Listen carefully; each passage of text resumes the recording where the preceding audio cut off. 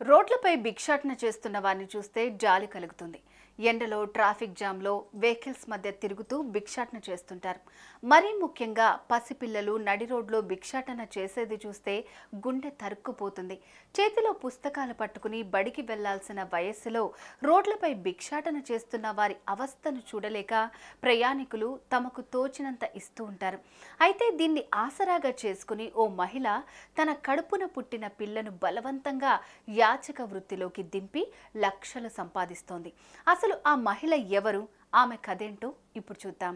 Mukunda jewellers తెలంగాణలో మొట్టమొదటి factory outlet మన కొత్తపేటలో ఫిబ్రవరి 14న గొప్ప శుభారంభం. రాజస్థాన్కు చెందిన ఇంద్రాబాయి అనే మహిళకు 5గురు సంతానం. వారిలో 3గురిని యాచక వృత్తిలో దింపింది. రెయ్యింబవళ్లు కష్టపడి పిల్లలకు మంచి చదువు చెప్పించాల్సిన తల్లి కడుపున పుట్టిన పిల్లల్నే బలవంతంగా భిక్షాటనకు పంపిస్తోంది.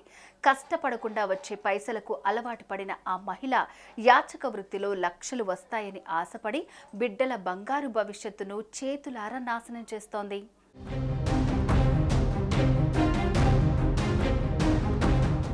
ఇండోర్లో ఓ షెల్టర్ను ఏర్పాటు చేసుకుని తన పిల్లలతో నివాసం ఉంటోంది యాచకురాలు ఇంద్రాబాయి.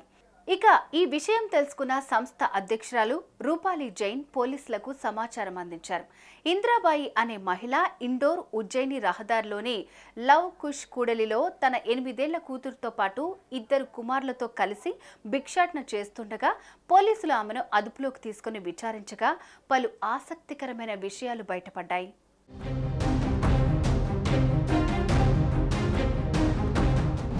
ఇంద్రాబాయి తన 3 పిల్లలతో కలిసి కేవలం 45 రోజుల్లోనే 2.5 లక్షలు సంపాదించినట్లు పోలీసుల విచారణలో తేలింది. అయితే అందులో 1 లక్ష రూపాయలను తన అత్తమామలకు పంపించి 50,000 రూపాయలను తన బ్యాంకు ఖాతాలో జమ చేసి మిగిలిన 50,000 రూపాయలను తన బిడ్డ పేరు మీద డిపాజిట్ చేసినట్లు తెలిపింది.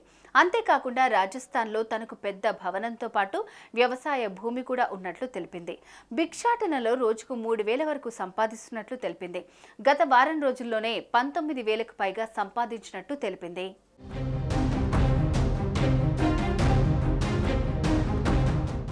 ఆమె మాటలు విన్న పోలీసులు ఒక్కసారిగా షాక్కి గురయ్యారు.